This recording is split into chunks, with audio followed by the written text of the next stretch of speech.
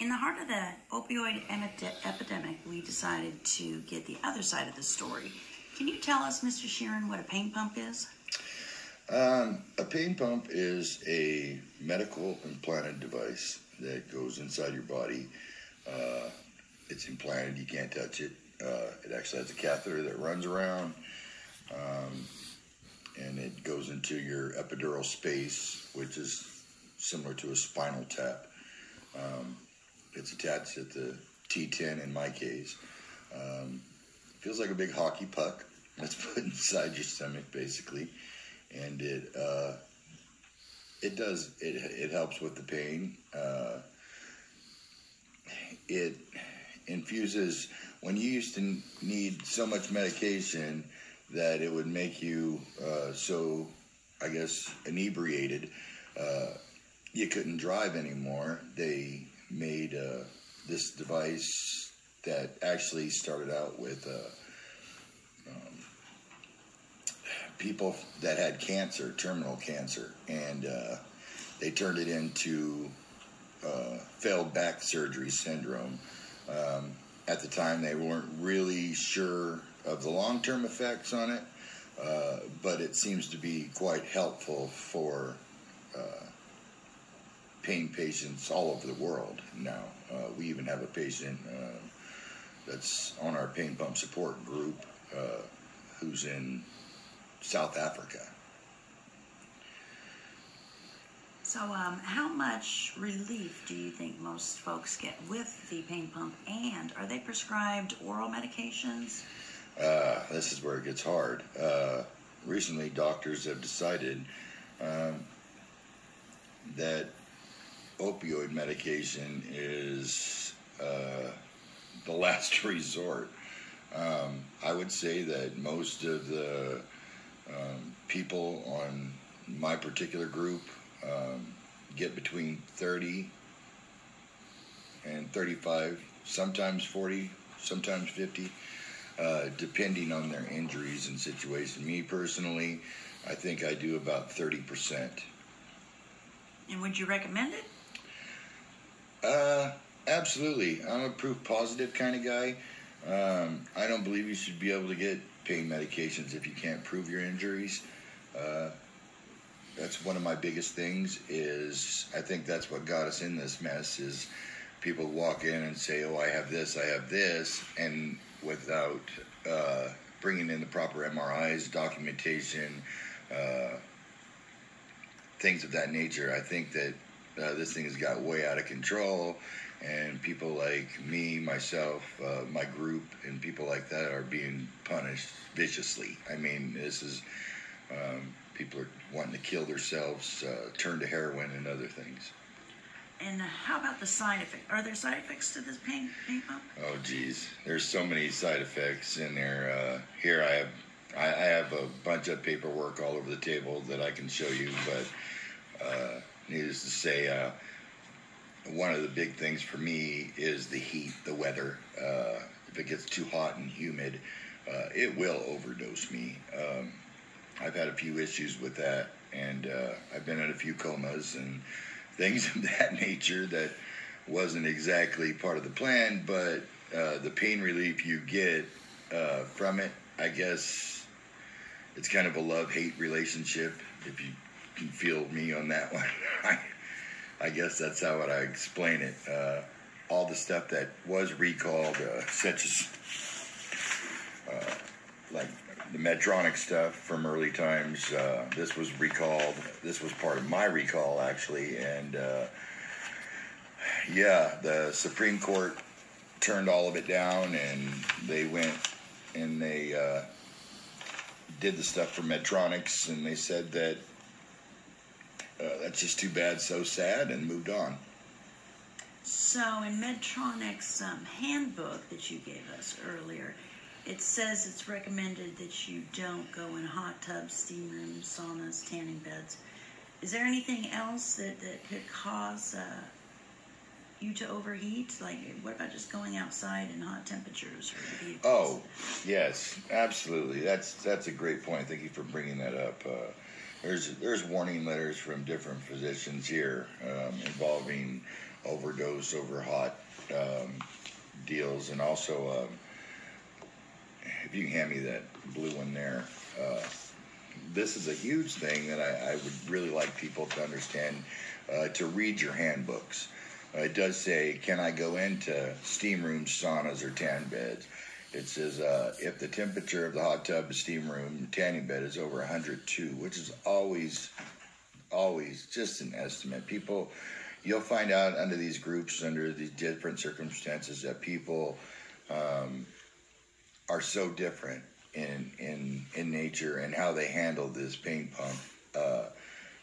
You're going to find out that people might even have problems in 80 degrees, 90 degrees, if the humidity's too high, if they run, if they try to do things. Most people that have the pain pump aren't going to take off running by any means, because they're viciously hurt. And like I said, this is the last resort for most of us. I think it's very cruel and unusual for the doctors to be taking our medications away. They're even telling us now that we can't take medications prescribed by our PCPs because of what they're giving us. And I find it funny. My doctor particularly, she has a doctorate from MIT, and she also has, a Harvard medical license.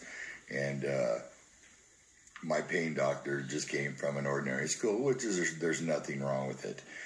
My mom has an old saying that, what do you call a doctor that barely graduated from medical school? You call that person a doctor. Absolutely.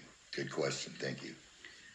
So then you mentioned that you've got a support group? I got a support group, yes. Matter of fact, I can pull that up for you and show people the support group itself. We have wonderful people on there. It's called Pain Pump Support Group, Medtronics and Flowonix. The Flowonix is a relatively new pump. It's been on the market for about 6 years. And like I said, these things are last resorts. You don't want to rush out and get one. Get on a support group. We'll tell you the good sides and bad sides. I don't know if you can see this or not. But this is the site here. There's great people on there. We have Cindy, Michelle, Marina, Amanda, and myself. And these people fight just as hard to, to live day to day, just like I do.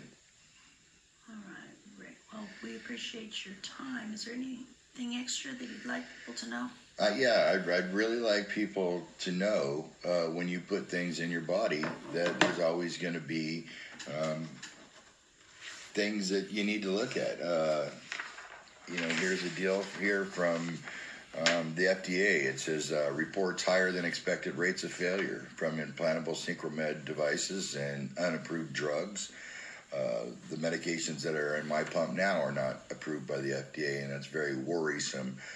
It seems to be able to cause catheter problems that goes into your spine, and they clog up, underdose you, and things of that nature, and it seems to be affecting a lot more people than it started out to do. So I think there's a lot of more research that needs to be done with Medtronics and Flowonix, especially Flowonix, since they're such a new company, and I hope they've learned from Medtronic's mistakes and they can, come back and make a better product for most people.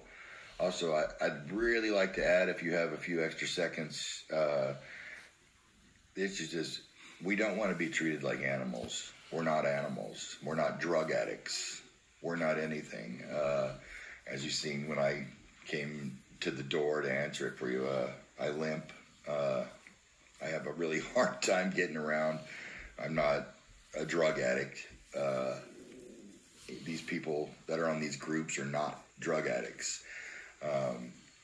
There's also a site that people need to go. It's Do Not Punish Pain Patients. It's a great organization. They do rallies in front of government offices and hope like we can call attention to this. I understand the drug addicts are selling drugs and things like that, but we can't be punished for bad people doing bad things. It's like if someone robs a store, and he was white. Not all white people are bad or things of that nature. I mean, because that's what we're kind of feeling here. They also lowered the medications. We went from 90 mm to 60 mm to 30 mm. It's getting horrible out there for people to live, and people need to understand this. And a huge thing that we're missing here is the fact that when they're talking about overdoses, we're talking about kids stealing their parents' medications, heart medications, pain medications, and they're taking them to these farm parties. Those are horrible things, and these people lose their kids, and that's of course going to cause attention to this issue. Also, people should know that the people that are overdosing, they're overdosing on heroin, they're overdosing on things like fentanyl. They're taking, they give you these patches, and they're taking these patches off, and they're drawing them up in needles and shooting them into their veins. The next question you're probably going to ask me is, can you do that with the pain pump? No, you cannot.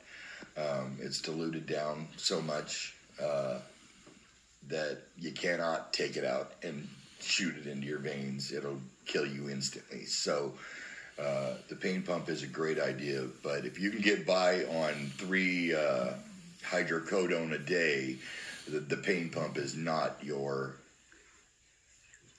answer. It's not gonna there's nothing they can put in it that'll help you if you can get by on 3 a day. And that's what I'm afraid of, is this is going to turn into a widespread outbreak where everybody wants a pain pump, and it's not an easy thing to live with. Like I said, I've been in a few comas.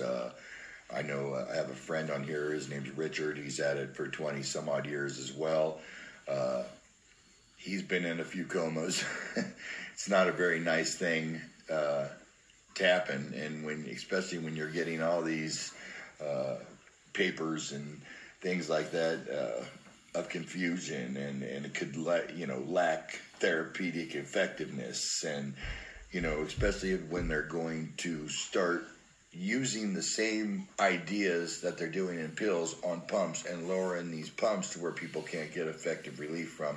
That's going to be a big problem. And that's about all I have today. I see we're out of time. You guys tell me we're out of time, so we're out of time. I really appreciate you, and